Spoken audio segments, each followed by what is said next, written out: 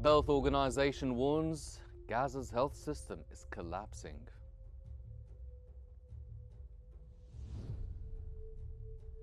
The Lebanese forces leader denounces the Israeli strike on Beirut as scandalous after the ceasefire.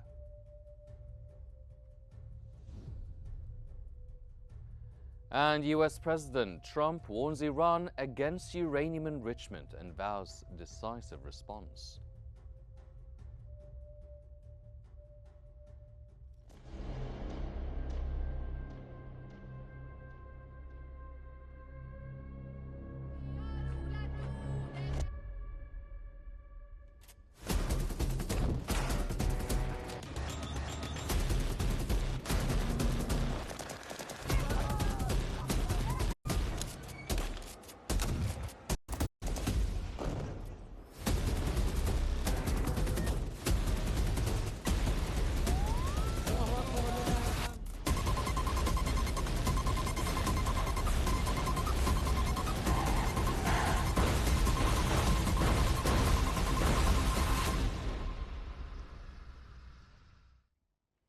You're watching Q News. I'm Hani Saif, and in the news today, the World Health Organization has warned that Gaza's health system is collapsing, with 2 major hospitals on the brink of shutting down. WHO Director General Tedros Adhanom says both Nasser Medical Complex and the Amal Hospital in Gaza face imminent closure, warning of severe consequences for patients. He called for an immediate halt to the ongoing destruction of Gaza's hospitals, describing it as systematic and prolonged.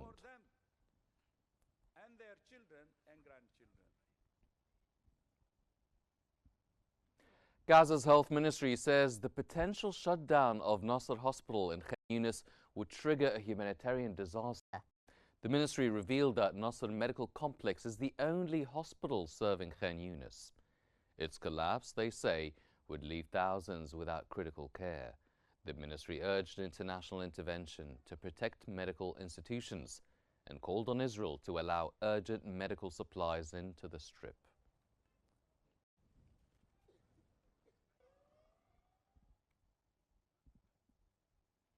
France has reiterated its policy against selling weapons to Israel following protests by Marseille port workers.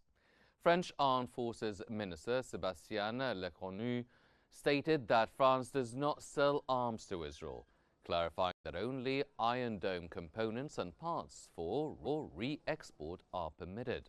He cited Israel as a competitor in defense industries and confirmed all transfers are closely monitored and regulated.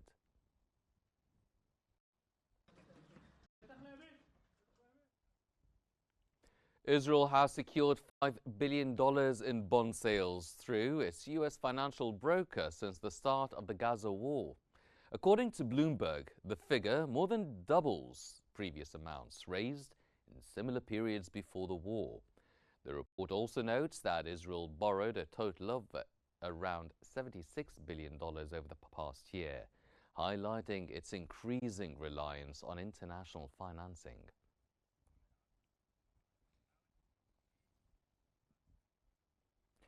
Gazans marked Eid al-Adha under dire conditions, with the ongoing Israeli war on the occupied Strip causing widespread displacement and severe shortages of basic supplies. Thousands have been forced from their homes, awaiting essential aid instead of celebrating. Markets remain quiet as soaring prices put food and water out of reach for many families. Gazans confirmed that survival essentials have become the main concern, replacing traditional holiday customs. The war has also devastated religious life, with nearly 90% of mosques destroyed. Worshippers are forced to pray outdoors or amidst the rubble, adopting their practices amid the ongoing hardship.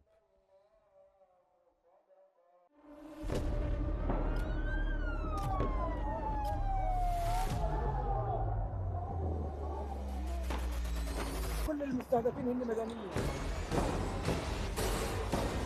وضع شيء مرعب، شيء بخوف.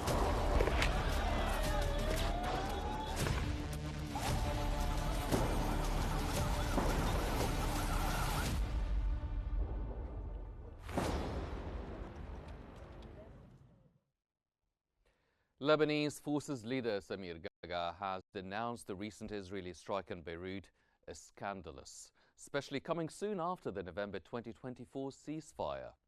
Gaga criticized mere verbal condemnation of Israeli aggression, saying they are inadequate.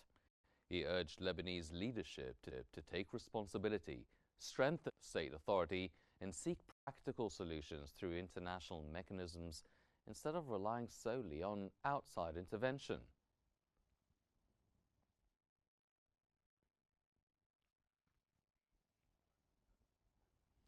A UNIFIL patrol in Lebanon's Srifa was briefly blocked by young men protesting its movement without a Lebanese army escort. No violence was reported during the demonstration. The situation was resolved after a Lebanese army unit arrived, restoring order. The protest followed an earlier incident where a large UNIFIL convoy entered Wadi Saluqi without prior coordination with the Lebanese army.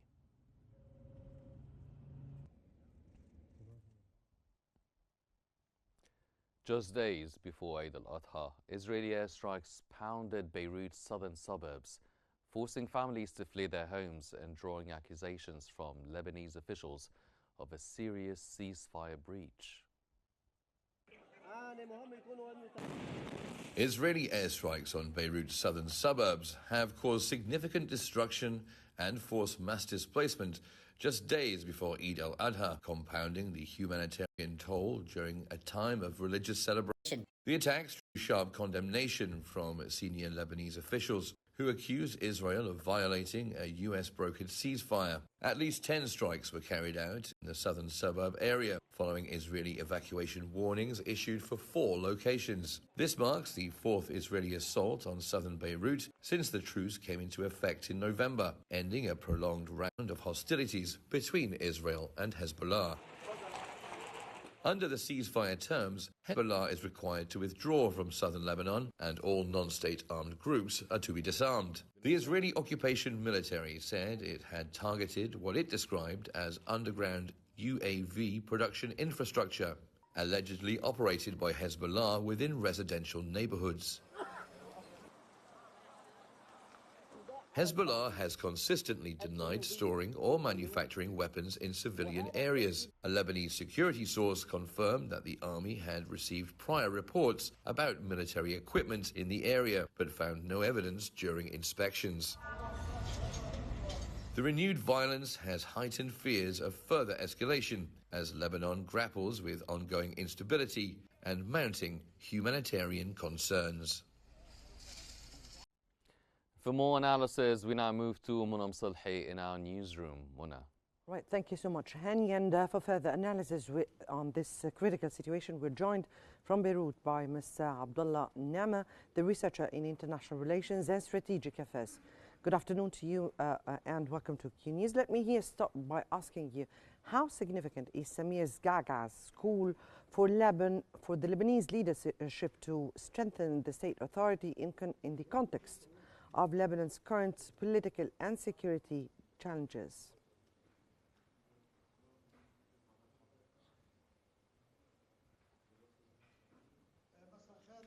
Good afternoon to you and the Qnews crew. Certainly the issue of Dr. Samir Gaga's statement regarding Hezbollah arms disarmament, we all know that there is some sort of the American outrage with the issue of disarmament Hezbollah and delivery to the Lebanese state, and it seems that U.S. started to get worried about. And that was clear through Israeli messages as Netanyahu has hit the Beirut at the eve of Eid al-Adha. As long as Hezbollah is still rebuilding their capabilities under the pretext and there is storages of manufacturing the drones within Beirut. We all know that the issue of the arms is the obstacles before the Lebanese state, and for that the Lebanese state should deal as responsibly to remove Hezbollah from the shoulder of the Lebanese state, and as they are not going to isolate themselves. And I think with respect to Hezbollah, as he signed 1701, the ceasefire agreement, along with the Shiite parties for the ceasefire that gives the right to Israel to strike Lebanon anytime. So the Lebanese government and President Aoun are executing what the Shiite signed through the agreement. I think there is a greater change in the Middle East, and we should go in line with such a change in the Middle East region, as we've seen Lebanon's returning to the Arab fold. And also, we've seen the Eve of Eid. We've witnessed great numbers of tourists from the Arab countries as they headed into Lebanon, and as it is the tourism season, and such a strike has reiterated Lebanon with respect to the economy and tourism. And we thought that there is some sort of a calm, but by Israel hitting review to ignite the escalation in Lebanon. And let me here ask you, Mr. Nama, from your point of view, what could be the practical and realistic steps that could be taken by Lebanon through definitely the international law and all the international mechanisms to address those repeated Israeli strikes while at the same time maintain its sovereignty?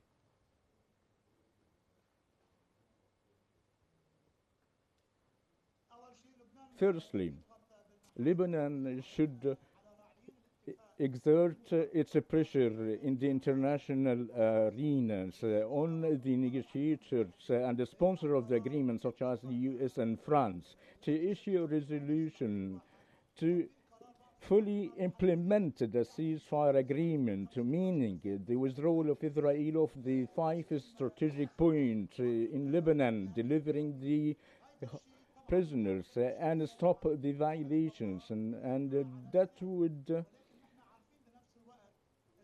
we know, and at the same time as Lebanon is a pressure in this direction, but America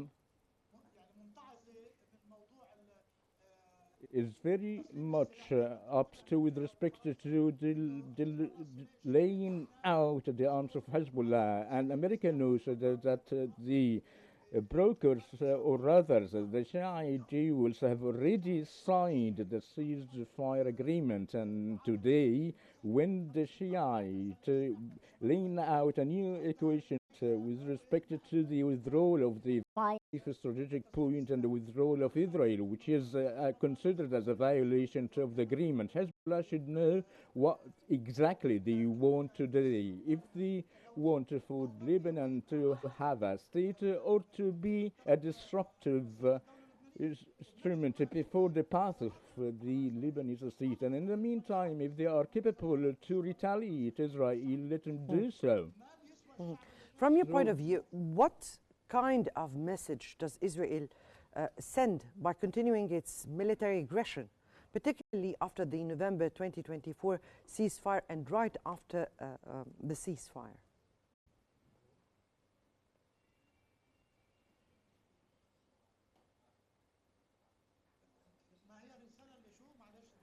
ما هي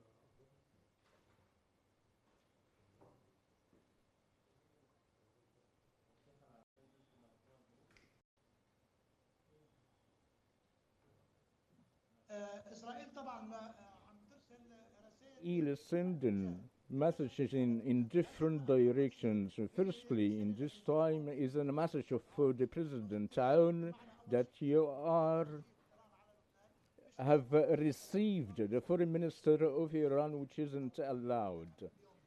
So the second message that you should, meaning the president, for Hezbollah to deliver or to surrender their arms, and you should supervise this throughout all the Lebanese terrorists, whether they are from the Palestinian or from the Hezbollah members. And the third message to the U.S. that I'm fully prepared, even though if there are ongoing negotiations with U.S. and Iran, I'm prepared to settle the situation in Lebanon as they consider this matter that the more the arms are still in Lebanon, so that the more escalation is going to happen.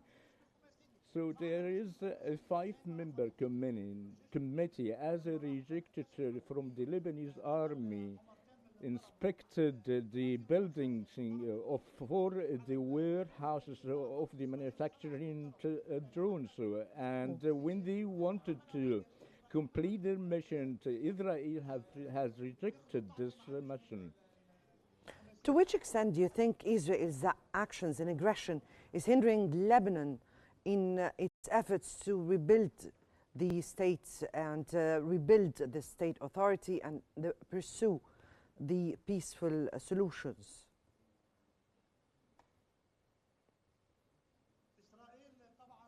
Israel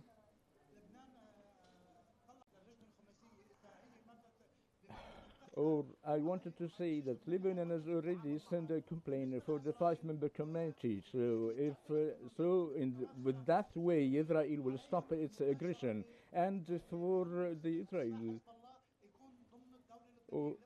insisted for the arms to be monopolized by the Lebanese state, but leaving the door open. Israel's message is that they will be having no security in Lebanon as long as Hezbollah still possess their arms. And Hezbollah is bidding to the Iranian-US negotiation to get some gains. If Hezbollah is waiting for such a negotiation to come out through which some gains, that means that they are heading for an expanded war by Israel. And I think, as happened the day before yesterday, they made that Lebanon is now open for run for more escalation. So I think for Hezbollah to provide concession and to spare Lebanon another war, as Lebanon cannot live or be exposed for a daily basis killing, and to complete the ceasefire agreement. So this is not acceptable. Right. That was Ms. Abdullah Neama, the researcher in international relations and strategic affairs from Beirut. We thank you so much for joining us here on Q News. And now back to you, Hani Saif. Thank you, Mona. Moving on to Syria, where Britain has welcomed a pledge to work with the global chemical weapons watchdog, calling it a positive step. The UK Foreign Office praised Syria's cooperation with the Organisation for the Prohibition of Chemical Weapons, citing technical and logistical support provided by Damascus. It also noted Syria's willingness to re-engage with the international community on the issue.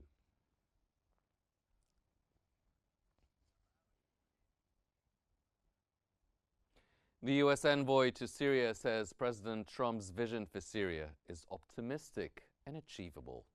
Following meetings at the White House with Trump and Secretary of State Marco Rubio, Envoy Thomas Barak expressed support for a religious edict banning revenge killings in Syria. He called the fatwa an important first step towards rebuilding a new, stable Syria. By not imposing our culture on your culture.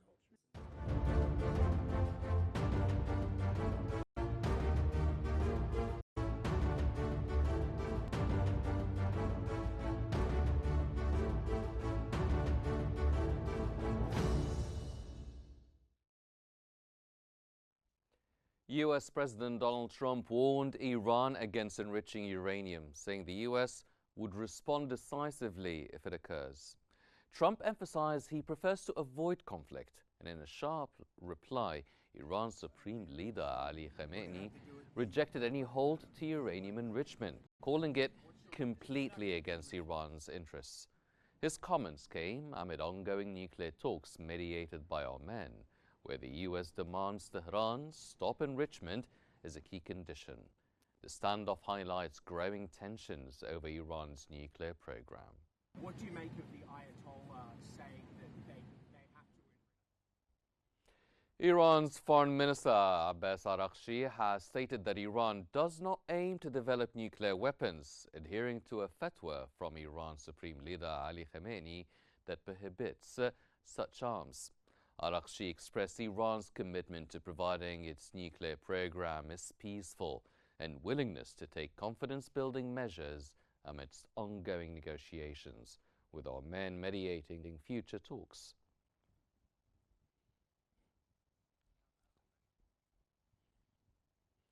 Iran has issued a note addressing the IAEA Director General's recent report, asserting that there is no evidence of diversion from peaceful purposes in its nuclear program.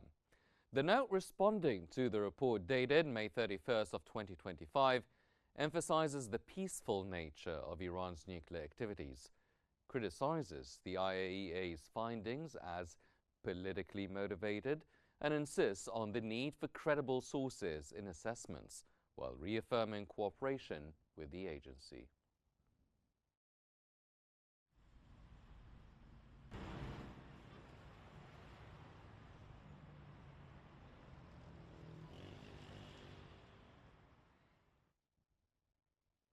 Iran's President Masoud Pezeshkian and Armenian Prime Minister Nikol Pashinyan have emphasized the importance of strengthening bilateral relations between Tehran and Yerevan. In a recent phone call, Pashinyan expressed eagerness for Pezeshkian's visit to Armenia to discuss mutual goals and regional security. The Iranian president acknowledged the historical ties between the nations and affirmed Iran's commitment to maintaining strong relations.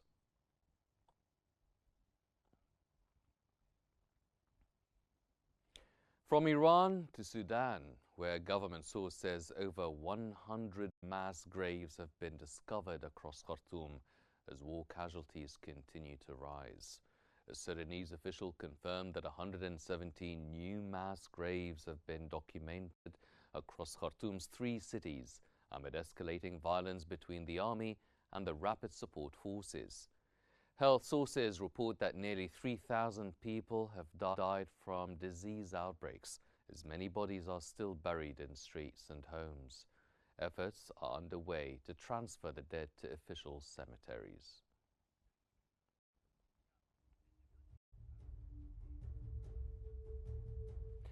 These are all the news that we have for now, but here's a reminder of today's main stories.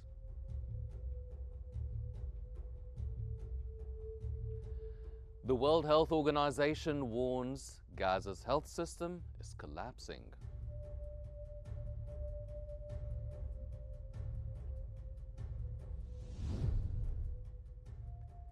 The Lebanese forces leader denounces Israeli strike on Beirut as scandalous after the ceasefire.